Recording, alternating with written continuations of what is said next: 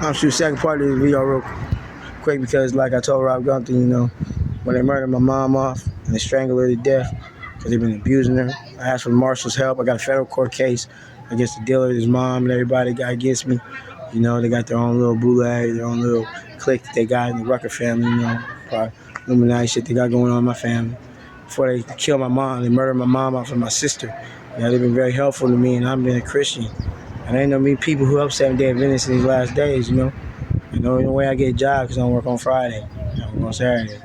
Even though I got a college degree, you know, and so ain't much for me to do right now, and they've helped me a lot. And before they murdered them off, you know, I just want to say thanks for them. Thank to God, and I wish the police and everybody would protect them, but they won't because of white supremacy and all those other things. To keep them from helping black folks, man. She's a beautiful black lady who's always been good to people, always loved people. And all they do is just murder my mom and ripping her legs apart. Ripping them. Just letting the dogs chew them up, just tearing her up every day, abusing her in these Bay Village apartments in Vallejo, killing her. She's in apartment C from 66. Nobody will help her, man.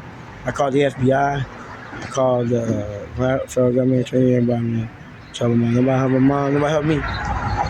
You know, I don't got food stamps. You know, I'm trying to just out here trying to work to survive every night. You know, trying to steal or kill. Do the right thing these last days. 144,000 one time.